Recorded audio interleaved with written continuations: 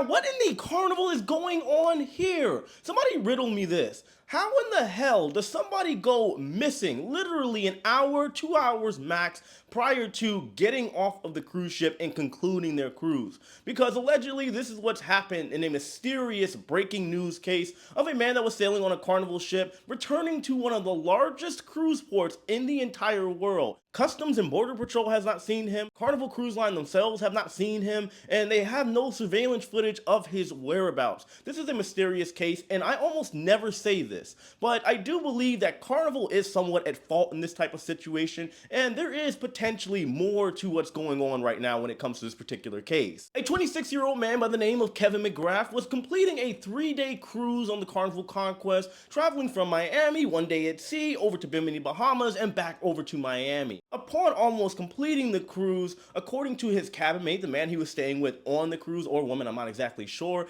they said that they last saw him at 7 a.m. Typically, whenever a ship returns over to Miami, unless there is a delay, they will start disembarking the guests usually around 8, 9, usually around that particular time. However, according to the cabin mate, they last saw McGrath at 7 a.m. and then they never saw him again, and neither did any of Carnival's surveillance cameras. 26-year-old Kevin McGrath is 5'9", a buck 70, and was last seen wearing black shirt, black shorts, and some gray sneakers. We now have Miami-Dade Police Department involved, Customs, Border Patrol, and, well, somewhat Carnival, even though they've kind of, I want to say, halfway clocked out in this situation. I'll tell you about it in a second. With this investigation currently ongoing and it only having been 48 hours, we do have Crime Stoppers stepping in, asking anybody that if they have any information on the whereabouts of Kevin McGrath to call them at any point in time, and hopefully he will be found at that point. You also have Carnival's care team that is aiding the family of Kevin McGrath, making sure that they have everything that they need to the best of Carnival's ability during this very difficult time. So now that the little giblets and details are out of the way, here's where the plot thickens, I would say. Carnival has reported that they don't have any surveillance of the whereabouts from when Kevin McGrath was last seen, according to his cab mate, which they said at 7 a.m. on disembarkation day was when they saw him, and then poof, he's turned into the new Houdini, and now he is nowhere to be found, gone to the shadow realm, I presume. Also, to add to the mix, even with all of this craziness and investigations going on in this disappearing man, the Carnival Conquest has continued on with its next sailing, meaning that police and investigators cannot get on board over in Miami because, well, the ship is on another cruise and into another time in the world where people are just simply vacationing. Now, to be clear here, at the end of the day, I do believe that this is just business. Think of cruising, if you haven't been on a cruise ship before, like an airline. If you ever see an airline or airplane rather come into the airport, they drop off some passengers, they clean everything up a little bit, don't touch any of those blankets inside of the airplane, and then they load up some more passengers, a new batch of cookies if you will, and just like that, they fly on their merry way on to their next destination. They do it all over again. Whether it is a plane or a ship, unless there is a big disruption, maybe something with an engine failure, propulsion system, they are going to keep on moving no matter what, because as you could imagine, these massive ships are costing millions of dollars to maintain no matter what, whether they have passengers on board or not. However, doesn't make it right. Now, in Carnival's Cruise Line's defense, before we throw them over to the wolves, because I do believe that they do have some part in this particular situation, they could have been working with Miami-Dade Police Department and the U.S. Customs and Border Patrol, and they all gathered together and said, you know what, Carnival, we have all the information from you. We are going to proceed with the investigation ourselves, and if we need anything else from you moving forward, we'll just simply contact you. That is plausible and more than likely what happened. Carnival went through the processes and everything worked out, and they got the go-ahead, the green light rather, to go ahead and sail on their merry way to their next cruise. But there are a few factors that I want to add into the mix when it comes to this particular topic, seeing as how, yes, I'm a seasoned cruiser and I do dabble a lot into the cruise ship industry. I find it very interesting. When you look at the situation on the Carnival Conquest, yes, it is a seasoned cruise ship launched in the year 2002, holds just shy of 3,000 passengers.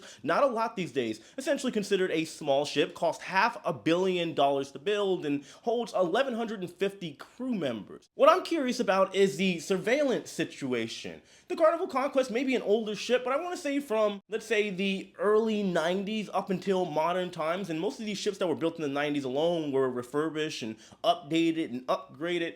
Most cruise ships usually have, at the bare minimum, a couple hundred cameras. In modern cruise ships now you're seeing coming out, they have up to 2 to 3,000 cameras. And you mean to tell me that between this 2 hour or 1 hour window, they cannot find the whereabouts of one passenger? To me, that is a little suspicious. I'm curious as to how that happened. Why not just roll back the camera footage? Because I'm going to assume they have it pre-recorded. They can look back at the footage for situations just like this. Why not see where exactly Kevin McGrath was last seen and then watch the footage from there moving forward? That way you can triangulate his position and see where he last was before he went missing. Maybe my peanut-sized brain with my peanut-sized head can't comprehend how technology works. After all, if you guys don't know, I record and edit and do everything with my cell phone still. I know the basics about cameras, so maybe somehow this man found the invisibility cloak from Harry Potter and he was able to hide under it and disappear. Or what could be another logical step is to go back and talk to the cabin mate.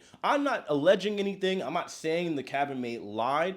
However, who knows? They could have been partying the night before, could have been hungover, and well, somebody thought it was maybe 7 a.m. or maybe it was 4 a.m. Who knows? All I'm saying is go back and talk to all the witnesses. In this case, I'm assuming there is one, and of course the cameras, they go back and look at the camera footage. To me, it is just basic common sense, and I don't think this should be a difficult situation to figure out. Just hearing the basic information that is available at this point in time, I thought it would be an open and close, shut the door case. I don't know exactly if I said that correctly. But either way, you guys get what I mean. You do have, of course, the police department over in Miami-Dade. They're also searching the surrounding waters in case he maybe jumped or, well, I wouldn't say fell, because as we all know, nobody just falls off of a cruise ship, that whole thing, yada, yada, yada. You guys get it. But my point is, why is this such a situation that they cannot find one man, given all of the facts and information and data that I'm talking about just as one average Joe? Who knows? Maybe he stole it away. Carnival, we know that this ship holds 1,150 crew. Maybe check and see if there's 1,151. Maybe there is a new crew member on board. His name is Milton, and,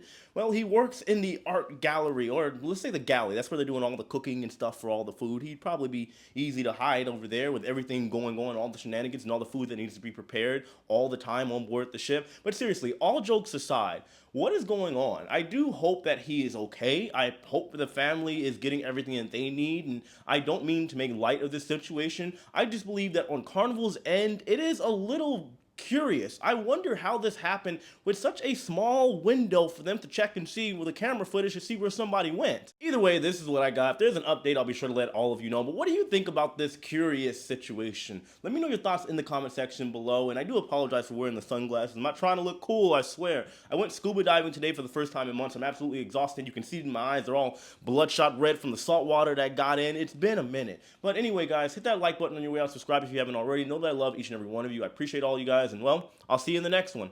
Take it easy.